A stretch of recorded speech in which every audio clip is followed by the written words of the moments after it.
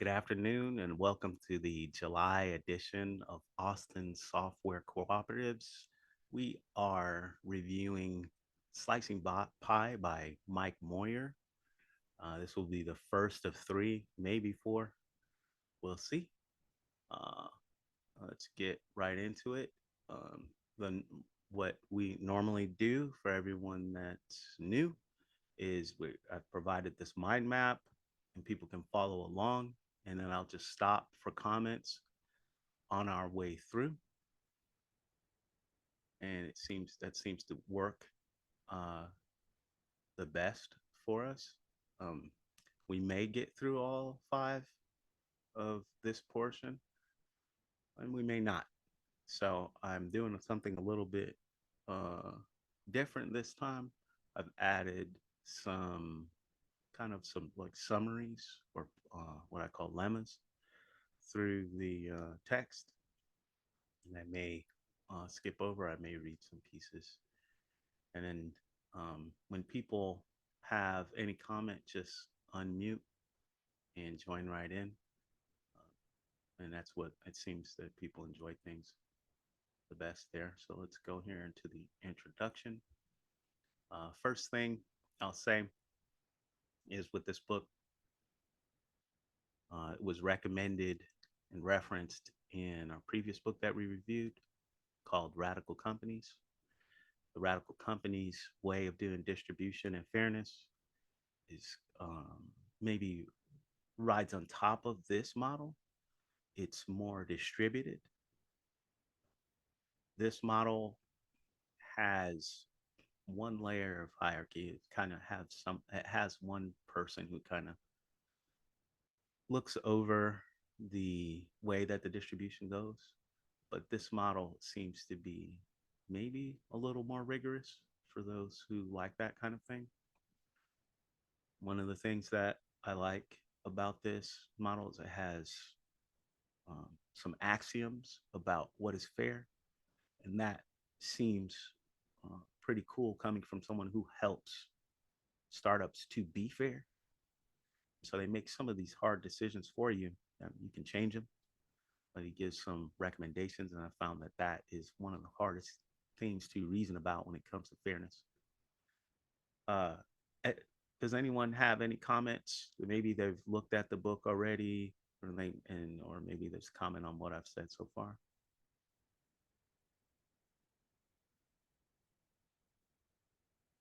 All right, I'm gonna start here.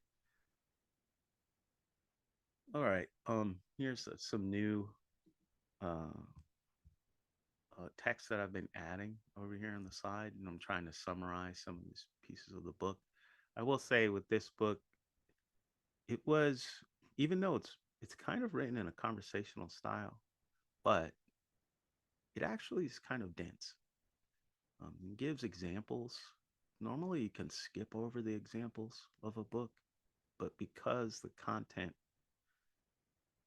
kind of goes over counterintuitive truths, gets you to wrestle with them, so it puts you in certain positions. You wouldn't, it's hard for you to, and at least for me, to reason about some of the things that you may think are fair or not fair unless you're presented with those examples. So this one, I may have to read through some longer examples. Normally, I kind of skip over examples when you can get the kind of logic behind a book. So we'll see here. Starts out here talking about this gap, and I'll read it out here.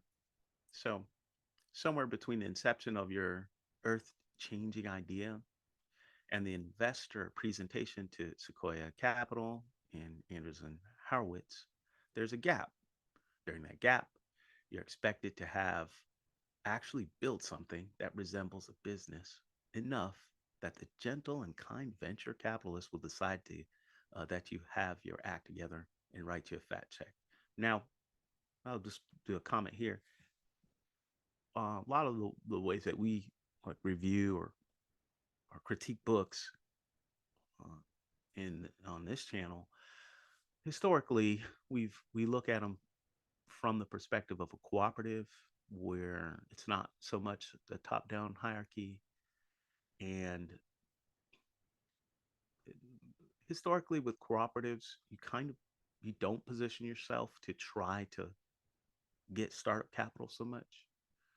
You try to do things where it's more of a bootstrapping, and so it's kind of a thing that cooperatives normally struggle with.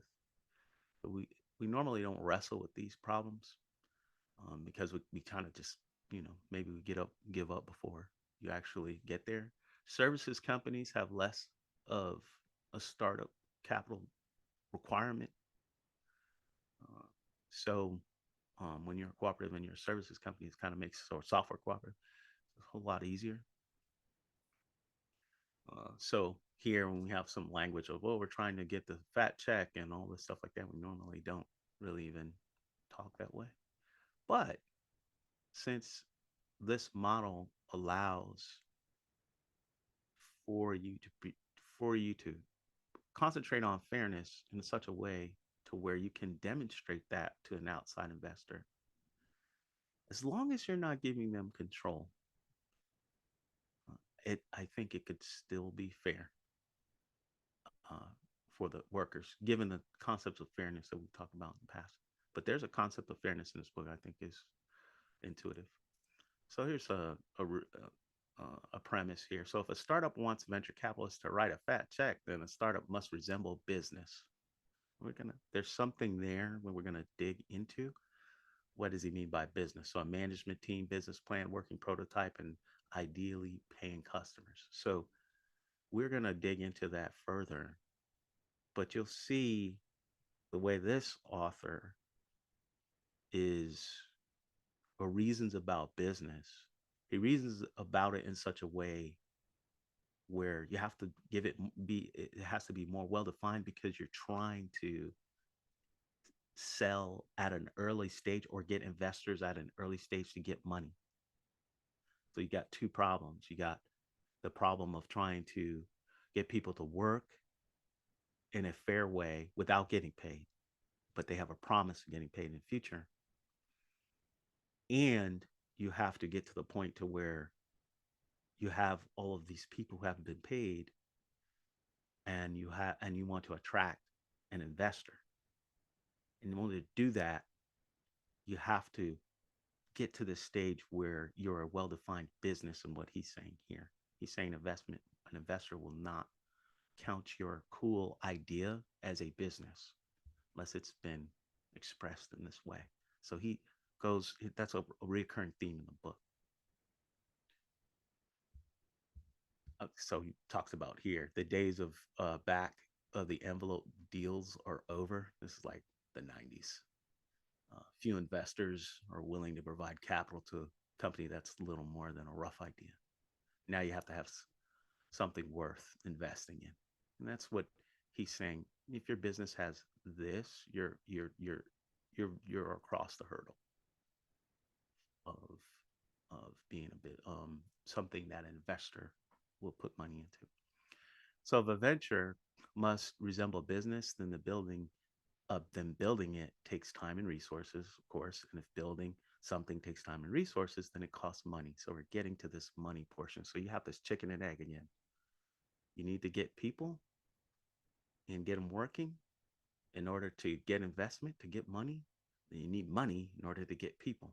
And I'll take a step back here and I'll say, uh, a reoccurring thing that I've, in my experience with doing any type of business, is chicken and egg over and over and over again. You run into different chicken and egg situations. And that's kind of your, if you want to use the word entrepreneur, there's some component of entrepreneurship which is dealing with chicken and egg situations. You need a resource, you need capital to get the resource, or vice versa. Normally, like service business is people, so you need capital to get the people. You need people, demonstrated people, and effort that they've gained in order to get capital. Any questions so far?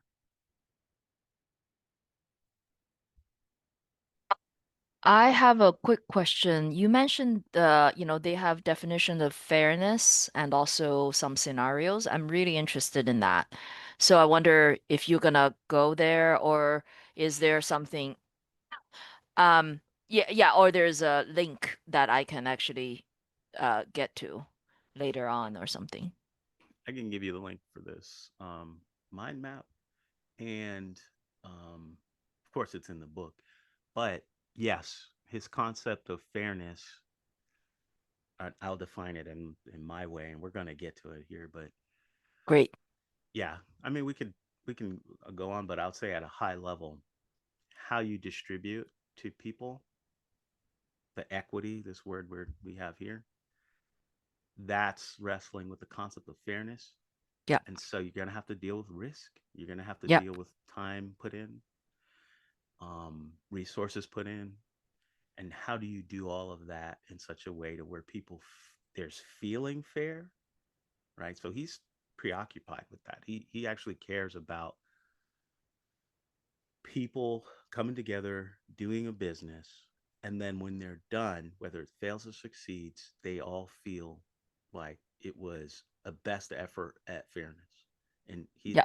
one of his gripes with how we start businesses is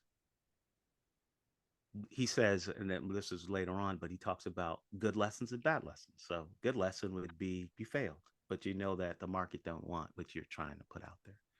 A bad lesson is, oh, I got with two, three other people. I did all this work.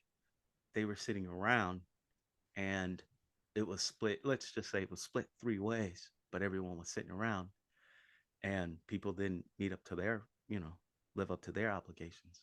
And then it Yeah. was a failure, Yeah. right? Yeah. Yeah. Yeah. And how that is a bad lesson, his view is it's a bad lesson because it makes you learn that startups and entrepreneurship are bad. That's why he says that's a bad lesson. You can learn something that's bad. Now you can learn it as a good lesson. Oh, I need to do a bunch of reasoning about how we split everything up in the beginning. And he's also has a problem with that. And that's Yeah. kind of what the Mhm. book's about. Yeah. Okay. Yeah, I'm familiar with the actual slicing pie. I'm just really curious about the definition, like how they talk about fairness and, yeah, what are some working definitions of it? Yeah. Okay. We'll get there. Um, anyone else? Okay. Yeah. All right. So we got equity. Something costs money and money's hard to come by, then founders must find an alternative means of payment. We're building up to this concept of what how you split the pie, what he calls a pie. If founders must find an alternative means to payment, then they could use startup equity to acquire what they need. So this concept of equity is talking about ownership in the business. So ownership, okay, why is ownership interesting? Because in the future, if someone invests, someone buys, or what have you, your percentage of ownership is going to be is going to determine how much money you get, and that valuation of the business that's going to determine how much. Now I'll go ahead and not bury the lead. This book takes a strong position on what they call um, a dynamic allocation. So if you do static, if you can normally, like let's say what I just said, split three ways, right? You start out split three ways. What happens, an example, and he's going to have many, but let's say you got two video game programmers and a marketing person. One of the video, you start out and you split three ways. One of the video game programmers, they were like, I did my part. They spend 100 hours. The second one works for a couple of years and he spends like 4,000 hours. And, the marketing person was like, okay, now it's 70% of the way there. I'll start working as soon as you get 100%. Then it gets 100%. And so you have the marketing person, 30%. You got the second video game programmer, 30%. And you have the first one, that's kind of what the book defines as an absentee owner. Um, it could be that they don't believe that that's fair anymore. The person put in 100 hours and they didn't really do much after that. That's kind of where that's what's called a static, what he calls a static allocation. And that's the default. That's what people do. Um, this is a dynamic allocation. So the how much your ownership, how much it you have in the venture, it changes based off of really based off a bunch of things, a bunch of ingredients. He says, um, and he says that that makes people feel like it's more fair. Uh, so yeah, here's another counterintuitive, I think, truth.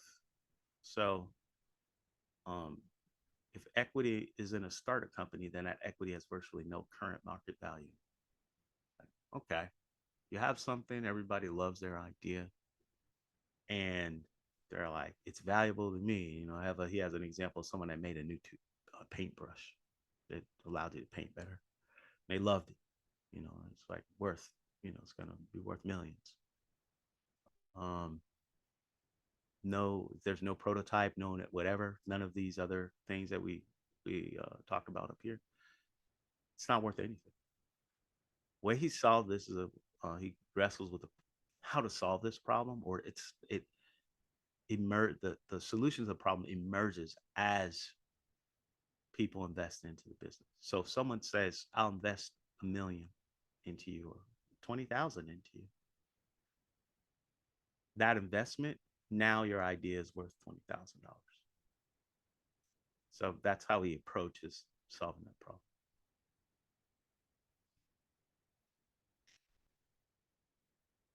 And we'll go on. So here's another based off of this statement here. If equity has virtually no current market value, then anyone paid with it must be convinced it will have a lot of value in the future and shown a logical calculation of the amount offered. Right. So this is really talking about wrestling with that chicken and egg situation. How do you get people? I hate to put it this way, it sounds crass, but how do you get people to work for free? Well, they're not really working for free if they have equity. Well, they are if they don't believe the equity is valuable. And so maybe they're just working because they believe in you as a good person. I think that that's normally how it works. Saying, well, it needs to be really locked in on how this equity is going to work, and it won't be an unfair distribution. So this is trying to solve that chicken and egg situation. I love this. I'm going to read through this example because this happens over and over again. Um, I'm just going to go straight to it. So this is a typical example of two people starting some things up. I'm going to take the time to read it out because I think it hits home, and I'll get some comments. We need to think about how we should split up the company, the stock or shares or whatever, says the startup guy one. Uh-huh, replies the startup guy two. Well, we need to do it because I'm getting my lawyer brother-in-law to set up the corporation for us. He's doing it for free, but we need to pay the filing fees, says the startup guy one. Okay, says startup guy two. What do you want to do? I mean, how should we split it up? I'm not quite sure. I thought we could talk about it, answers the startup guy one. Okay, yeah, that's a good idea. Maybe we should split it 30-70, suggests startup guy two. Right. I think that's fair. It was my idea, so 70% seems about right for me. Startup guy one agrees. Hmm. Well, I thought I'd take 70% and you'd be the 30% because I'm the developer and I'm doing all the work right now, says startup guy two. Oh, well, you're doing a lot right now, but when the product's done, I'll be doing most of the work. And it was my idea, replies startup guy one with a little frustration. Yeah, but there will still be a lot of upkeep on the program, and we're using my hosting account. So I think it's only fair that I should get more, says Startup Guy 2. Dude, that's not fair. You wouldn't even be here if it weren't for me. I should get more than you, snapped Startup Guy 1. Dude, you couldn't do this thing at all without me because you don't know how to code. Besides, I added all the bells and whistles. Your idea wouldn't have worked the way you wanted it, yells the Startup Guy 2. That's not true. I came up with a great idea and you only thought of a little bit. I can get another developer in a heartbeat. Your skills are replaceable, yells Startup Guy 1. So, I mean, any comments on this? Yeah, I just want to say, like, if you've ever seen the show Silicon Valley, um, this scenario and some of his other examples, it totally reminded me of that show when they're like kind of battling out when they're trying to do a startup. So I was like, I found it really entertaining um, when they did this type of stuff in his examples.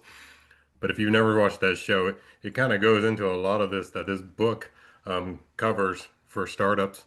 And you come up with a great idea, you hire developers, and the main guy in the show, he comes up with a great algorithm, and he's getting all the credit. But it's really like all of his guys that he kind of surrounded himself with that kind of supported them and kind of had their I guess their own valid way of saying we're worth too. You couldn't do this without us on your own. So. Yeah, Yeah. and the issue with stock capitalization like that as well is like you're quantifying, you need to quantify the value of what they've delivered to the present moment, right? So, like, maybe say one of them's done something that equates to $1 million worth of work more than another participant. So they're like, oh, I should have 70% of stock because I've done $1 million worth of work and you've only done $500,000 worth of work. But that doesn't equate for the fact that if you're both going to be contributing equally for a 10-year period and the company's now worth $50 million, well, now the person with the highest share has made an additional 20 million over the other person when their initial work and spend capital wasn't worth that. Yeah. 100%. Um, Go ahead. I'll say this guy was. I feel like he was spying on me because I've had this exact same conversation verbatim before. Exactly. And I haven't finished the book, but I got through this point and I was listening to it and on my run, I was like, what the hell? And so I definitely had this exact experience and this is how it went. And it was kind of like it was a big like tug of war fight to like, I'm the developer in this case. And yeah, it's eerie, but yeah. And you've actually got to be careful. Like most investors now, like if you're doing a company like that, if your cap table among founders is not equally split, unless you've got a really, really good reason for why it's not, then most investors will just be like, nah, because they're like, someone got fucked. And it's not a good incentive, right? Like, it's like, if you see a company where it's like one founder's got 70% and the other's got 30, that the person that's got 30 is not incentivized to stay in the company. Like, they're going to leave if it's successful. Because why would you? Yeah. Yeah. He is preoccupied with talking about investors and selling the system here to them. So he's like, one of the things they hate is the absentee investors, which we've already just brought up a couple times. And I'm sorry, I said absentee investors, absentee owners or founders, and how they've been disincentivized to help and all this other stuff. And this system tries to solve that, but and then selling that to the investors, making it attractive to them. Um, but yeah, he has plenty of examples of this. I feel the pain from this. A good part of my career doing different ventures with people. So much. I mean, my response to these discussions have been, I don't. I want to be objective and comment and reason about these, but I don't want to be a part of the conversation. I don't want to be a part of the conversation when the fight happens because normally I'm working with people. If I'm having this conversation here, I like the person that I'm working with. I don't want to fight, so I'll tap out. I don't want to do it. I want someone else to do it. I want to reason about it objectively. And I feel like when you're in the situation, it's, I mean, there's a, I bring up this economic principle all the time. If if you have a janitor that normally and they clean a shack, and the shack normally to clean it is $1,000.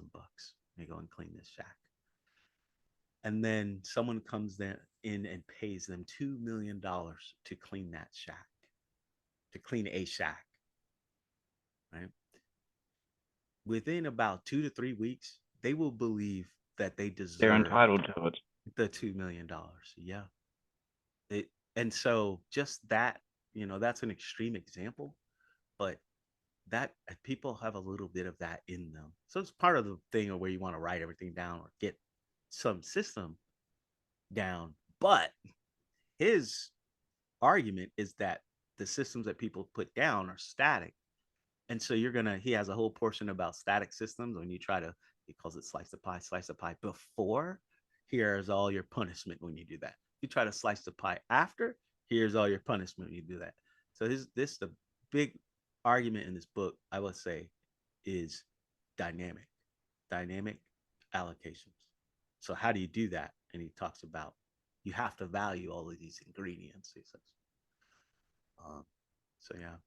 Any other comments on this? I haven't got to that part, the Yeah. dynamic part, but I had a suspicion that's where he was going. Um, and I'm interested in how that's like done practically, just because, with all of the paperwork and all this and that for ownership and shares and stuff like that, I wonder how like realistic or like, practical that is to like have something solid. And I'm interested to see if he touches on that. Yeah, I think the power in what he says is that he has these axioms. So one axiom is, let's say, first off, you got to decide how much you get paid. Everybody has to do that anyway, no matter what system. So, like, how much you're worth. So, if you're a computer programmer and you're, 2 years experience, whatever it is, how much people are getting now, 80,000, let's just say. Um, if you're not getting paid now, automatically, whenever you do get paid, those hours will be worth as double. So it would be 160,000. So that's kind of one of the fundamental premises he has in there. So, and it's like, yeah, change it if you want. He said, this is what's worked for us. Change it if you want, but you need to make a decision on it before. So I will say a lot of times people working for free, let's say, and they're like, oh, I took some percentage. I'm working for free right now. That it's not including, people will think like equity solves it, and it doesn't solve it in the sense of you're worth double what you were paid, right? There's a component of that side. I will say another thing. A big part of this incentive system, and really all of these, I could say dynamic incentive system, Radical Company had a dynamic one, is incentivizing people that have ideas to take those ideas and put them in the business. And not to say, well, I can see the direction this business is going in. I'm limited to this percentage. So why would I take my great idea that I thought of that's not, it's different enough from what we're doing right now to where I'll just do it somewhere else. Maybe I can pull that off, whatever. I'm not gonna contribute it to this place, you know. When it he tries to wrestle with those and solve those problems. That I find this example here probably one of the best examples in the book. Uh, my other favorite example is one where there's someone setting up an initial contract, and they've worked with people before, and they engineered a contract in order to scam them. That's my other favorite one because that one is also pretty realistic, and it's maybe not a concept that, or if you've not run into it, you maybe have not thought of it. Okay. let's try to get through some of this. So this disgruntled millionaire, this really also kind of hits home. It's something to deal with. So basically, the concept here was someone, they were, they're on their way to retiring in such a way to where they were going to be on Social Security. Didn't really have any nest egg at all. And then they got involved with a business, and they made $1 million out of it. So they're on their way to retiring with a nice little nest egg, better than, whatever they had before. Well, they were very upset because they felt like they weren't treated fairly.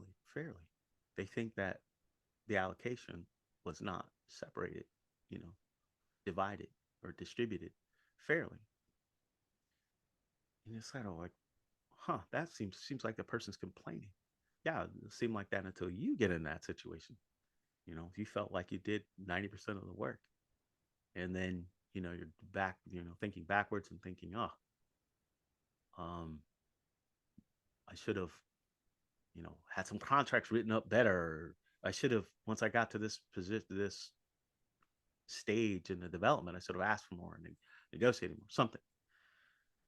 So this is a way. One of the things that the author is trying to do is trying to forestall people not wanting to be entrepreneurs, having a bad taste in their mouth and getting out.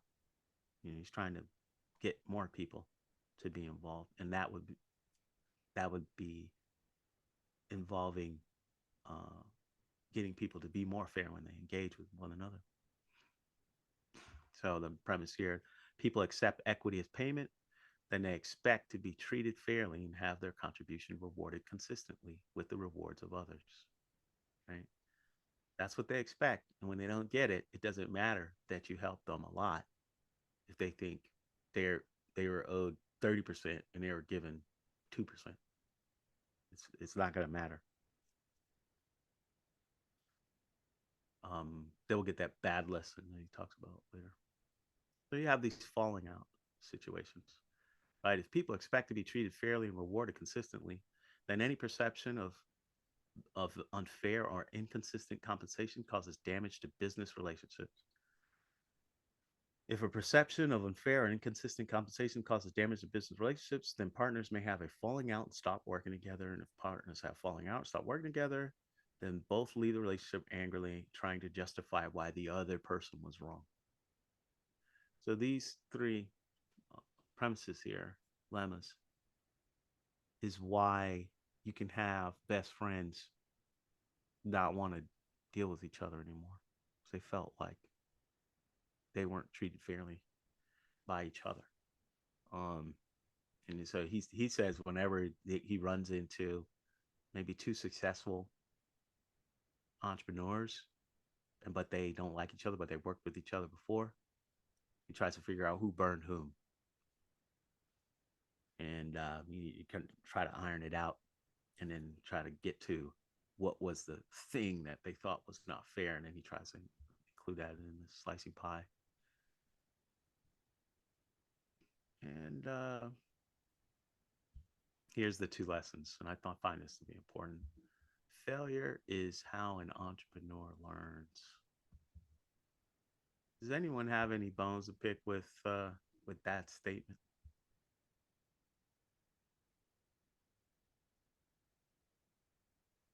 Yeah, he seems to have, and I agree with that statement. He, um, the whole idea of failing and failing faster, and but that's how you learn.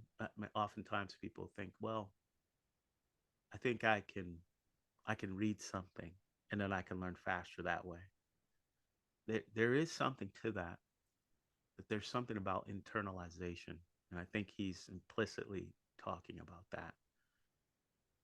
When you when you internalize something, often it's through your experience, and that's what he's talking about with the learning, I think. So, and he's saying that that's a good lesson. You created a product no one wants. You need to listen to the market. You may be like, you know, every people, anybody's tried to do anything, or you've tried to do some venture with people. People believe that if you build a better mousetrap, the world will be a path to your door. These, it, that is one of those internalization lessons. You can have a better product, service, whatever it is you did, and no one will come to your door. So there are other things that are involved with trying to get that in front of people. Um, and that would be a good lesson. And I'll say the good lesson is an internalized uh, lesson that you learn from, and you can move forward. But here's a counterintuitive thing: bad lessons decrease an entrepreneur's chance for success. Okay, everyone, people say this. Everybody says this. If you read like business literature, people don't say this. They don't say this very often. Bad lessons decrease the entrepreneur's chance for success. They generally stem from failure related to getting burned. And here's my premise here. If partners leave the relationship angrily after being burned, then the entrepreneur learns bad lessons that decrease chances of future success. How does it do that? They just won't even do entrepreneurship. They won't try to start ventures with others. Um, we've had some people involved. So they've joined the some of the book reviews where there's like a freelancer society locally, and lots of people in that group.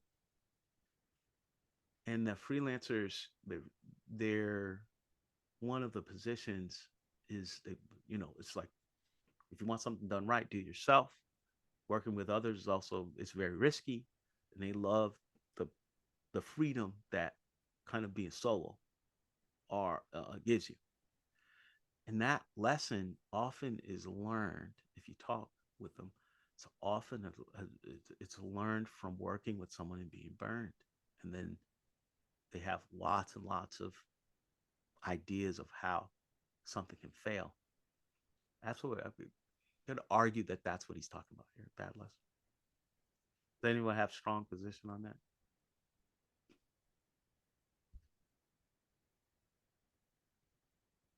Okay. I like the concept. I haven't. The bad lesson is, you know, I like it. That's all. It makes sense to me. I like that. I hadn't thought of that perspective before. Yeah. I feel like it's hard for me to concede that I'm one of those take responsibility for whatever you went through and then learn from it, reason about it and learn from it. Like I thinking that most lessons can't be bad. I guess it's like saying like you bad experience versus bad lesson. If you use the word lesson, it sounds like it gets inherently positive. And then I would want to say bad experience, but we're just mincing over words at that point. I think I understand what he means there. So I agree with him. Um, this is a unfair equity allocation is a root cause, he's saying. And let's go into some of this. So there are a lot of let's go. This position here, how much do we each get? Is the question, the most dangerous question of all business questions. It causes more problems than any other question I have found. It's the most dangerous in situations where the contribution of an individual has a material impact on the outcome. Give some examples here, but you kind of get the point. We've been talking about this for a while. Let's go into here. Let's see. All right, I'm gonna leave. I'll just read through this portion and we can comment. So equity is ownership is an asset. An asset is something that produces cash or can be converted into cash by selling it at a later date. And whoa, I just messed up. Okay, converted by a later date. Ooh, I messed it up. All right, let me leave this alone before I do something bad. Nobody wants equity in a liability, which is something that consumes cash. So when you own an equity in something, you have a right to the future cash it produces.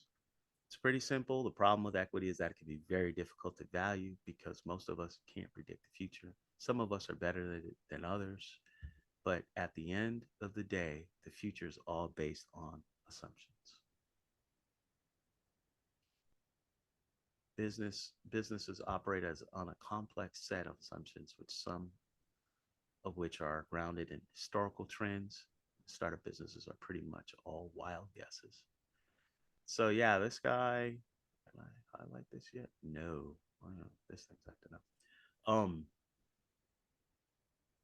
he has a position on when people try to do the valuation before you start out on a venture, and he says things that you think are valuable, your guesswork, it's it's not good. You're not good at figuring out what components of the business should be valued higher than others. And one of the things he says, he likes to talk to people and figure out there's some people with a gift. Most people don't have that gift. And he likes to talk with people who have hindsight is 2020 and they think that this was valuable, this was not valuable.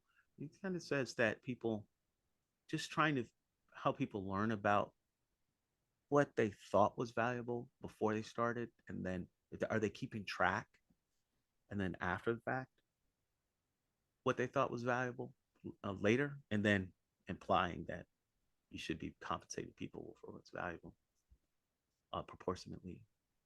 People aren't entirely uh, aware, self-aware of how bad they are at doing it, and so he kind of he you know this the whole concept of the whole dynamic is because people are so bad. That's why you set it up that way to where it's dynamic. All right, so that is the intro, and I think it does a good job of highlighting what the book is going to be about. This slicing pie portion, we've got another, let's say, 20 minutes, so we can get through pieces of this. Anybody have any comments about the intro? So far, so good. Thank you. Okay. All right. This concept here in the beginning, all pies are worth nothing. They start out as just an idea. Some guy sitting at a desk or on a subway, in bed, or in a car, shower, plane, or in a hall, or somewhere else where his mind wanders and he thinks about a problem and a clever solution. So clever, in fact, that he begins to think it would make a great business. The more he thinks about the clever idea, the more convinced he becomes that there is money to be made. He gets excited, and before long, he's convinced that he's only a few short years away from early retirement. Right? But when a pie is first created, it's worth nothing. That is a humbling statement that can make you not it make you want to shut the book, close the book, you know. Look at that. If you remember nothing, let's see if I can highlight this good. You remember nothing from this book. Remember this: all pies and therefore equity are worth nothing when they're first created. Pies are essentially ideas, and ideas are pretty much worthless in the beginning. I have a friend who has a conference that they put on every year, and it's called Ideas Are Worth Nothing. Maybe, uh, maybe about 10 years ago they started. It's just humbling to to hear that. All too often, a would-be entrepreneur is so convinced that her idea is going to be the next big thing that she locks it away, telling no one for fear it will be stolen. I've seen it time and time again. Someone will allude to a great idea and get all weird and secretive when you ask them about it. This one is I believe it was, yes, this is it. I like this one. This needs to be highlighted. I once knew a guy who kept an idea for a new kind of paintbrush secret for years. Finally, after much prodding, he told me about it. Cool, I said. I told him that I knew some guys who could help develop it a little further. And he agreed to let me talk about it. The next week, I came back with a working prototype of the brush, and it worked exactly as described.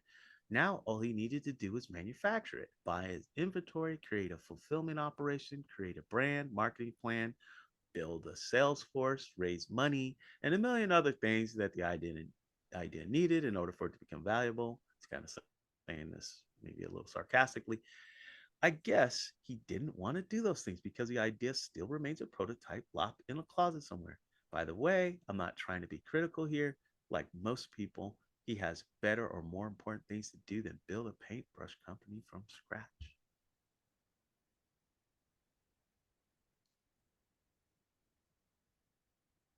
I actually tried to use this portion.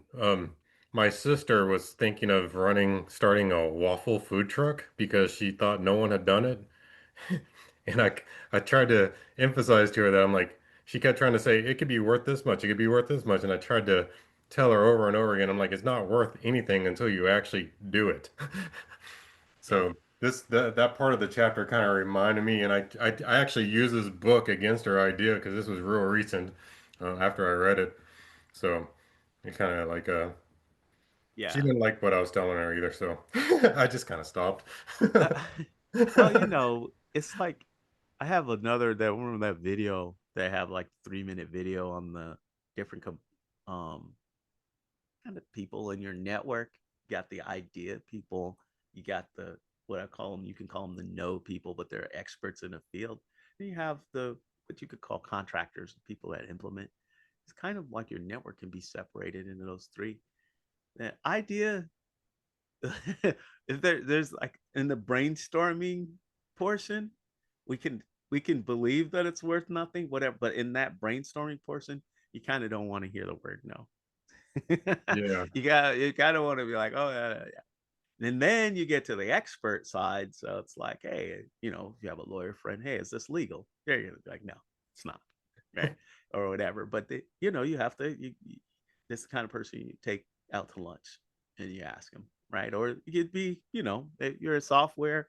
They have the idea of the, hey, I got, you know, I love pets. I love dogs, and people love pictures for their dogs. Let's make a site where they just post pictures of their dogs, and people can like it and they can share it. It's like, yeah, it's Facebook, and it's kind of like as an expert, you're like, well, I mean, if you have to scale it up, it's going to cost some money. If you really want to compete with Facebook, right? It's going to cost. You're the expert, and you're kind of like, yeah, I've seen all of that happen before. I don't know, but it's kind of it's it's not really worth that much. They should just take you to lunch and then ask you, and then take it in that standpoint, like where you call experts within their field, you can kind of call them haters. They're like, no, right? And the whole thing with these ideas is the experts, if we would have seen it, we would have done it, right? But we don't see it, right? Kind of stuck in the status quo, right? And then you got the implementers, but yeah, this part with the idea portion, it's intriguing to me.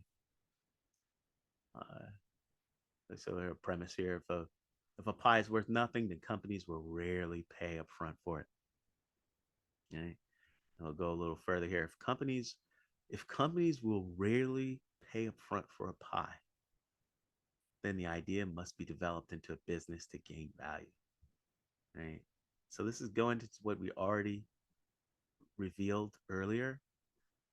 The idea has to have and keep in mind that rarely, if ever, does a company pay in advance for a back of the napkin concept alone. And he talks about this again later, develops even more of it. The idea has to have a little meat on the bones in the form of a market analysis, prototype, business plan, or patent. Right? In these cases, they aren't buying the idea; they're buying the opportunity for which the idea is a part. So this way, it's kind of like teasing apart the phrase "ideas are worthless." You can kind of add these components. He keeps saying, "What he's kind of defining what a business is, what he says a business is. And for him, the whole definition is about what is it that you can get investment for, really. So he's teasing apart this whole problem of chicken and egg. Get money, you don't have you don't have something tangible. How can you get something tangible without the money? So the idea, in order to get something tangible, is kind of this is a bootstrapping process. Let's go down here. How is the pie? How the pie is valued? There's another portion in here where he says it a little bit more clear here. Let's go through this. Putting a value on a company pie is much more art than science. For established companies, investors use a variety of tools. The most popular indicators of value have to do with cash flow, revenue, and earnings. People buy pies because they are assets, or the buyer thinks it will become an asset.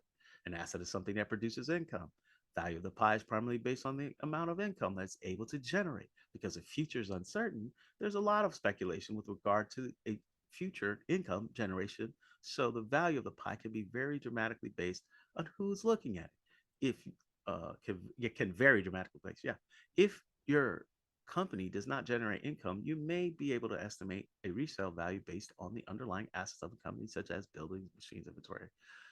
This is useful when a company doesn't generate income, or if the owners think the income is less than resale value. Most of the early stage deals I know of focus on income first assets, especially for tech companies. So here's my premise here. If an idea must be developed into a business, then the grunts, he talks about the word grunt, we'll get to it later, must contribute time, ideas, relationships, and other ingredients. We're going to talk about this later. I think this probably should have been a little bit later.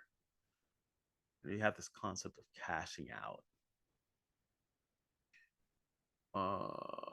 This part here, this cash out concept, he reviews it again later. This here, the transaction is known as an exit. So he's using at the point of when people exit and you have to do a valuation. That's, you can kind of see where some of the value comes from, or how you can value a business. So this cash out. Let's go ahead. Let's go through. At any given time, your company's worth whatever you can sell it for. Well, it might be controversial to people, and it's kind of like, well, kind of begs the question: if no one's giving you an offer, if the lemonade stand consistently generates $1,000 profit per year, I may decide that rather than waiting a year to get 1,000. I'd rather have some money right now. Find somebody who would like to run a lemonade stand, take home 1,000 per year. I think they can hawk lemonade better than I can. I'll tell them this company's worth 5,000. Right? And then they go through and all this negotiation. And in this case, they just bought the whole pie from, right? The pie now belongs to someone else. My share is 0. This transaction is known as an exit. Investors are always talking about exit strategies. They want to know how they're going to cash out. Cash out is also useful when you want to disconnect someone from the business. If I own 90% of business, you own 10%. And we agree that the value of business is 100, I can give you $10. Right? So you've got this concept of exiting. You cash in. And these are kind of problems that you have to solve when dealing with trying to make something fair. That's why it's important trying to reason about some of these concepts. In many cases, a company will not want to raise working capital, or will want to, raise working capital. In this case, they want to sell a part of the pie, but keep the cash in the business and retain part of the ownership themselves. It's a very typical scenario. When you put cash in business in exchange for equity, it helps set a benchmark for the company's value. Whatever the investor paid for equity is generally considered a good indicator of what the rest of the world will say it's worth. This is kind of one of his major premises. Is somebody put money in for equity, that's the value of your business at that point in time.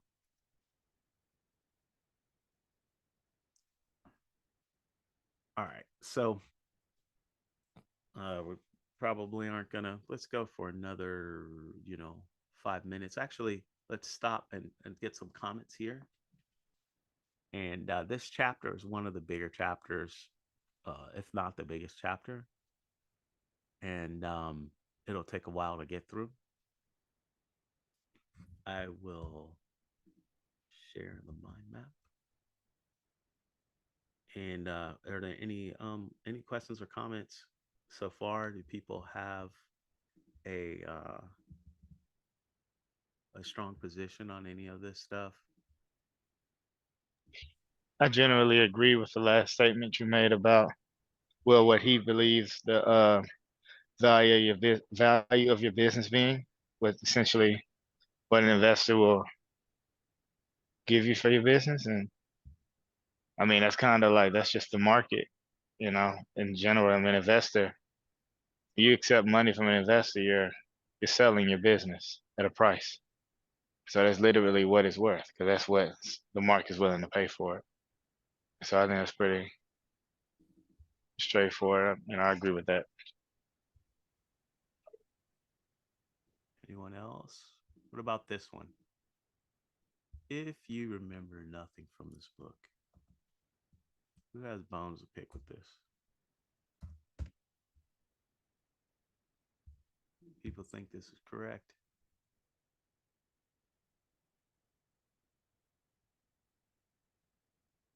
So I think wrestling with this concept is one of the things that stops people from valuating or giving a value to the business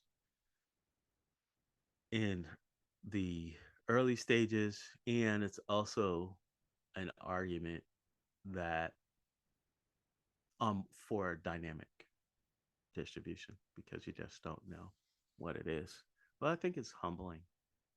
This is one of the humbling things. Anyone have any debates about this before on what the value of an idea is, as far as when there's personal experience? Or I don't. I completely agree with it myself. I mean, an idea is an idea, and it's worthless until, something more comes out of it. yeah, I you know why I have an issue with this is I agree with it, but the there seems to be a nefarious way to use this, like an idea. Someone will call an idea someone's side project, like Gmail. Gmail is a side project, and AdWords, right? And it's kind of like, yeah, that was a great idea. You're not going to be worth 6 billion or however much you want to say. Gmail's probably worth more than that. You're not worth that, because you did it on our time. You did it using our resources. It takes a lot of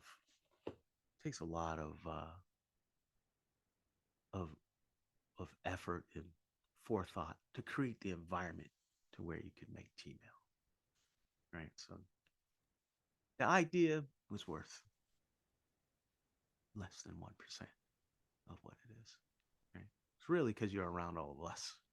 That's why you came up with Gmail, right? We'll give you 100 million for it. Maybe, something around that, right? That's, I have, but that person worked on it and had the prototype for it and was like, oh, and here's how you can make it scale up. He had all that. But there's something about that sits wrong with me. It's like the idea thing, harvesting ideas is an anti-pattern. When I say anti-pattern, anti to fairness, I think. But big companies do. Anyone else?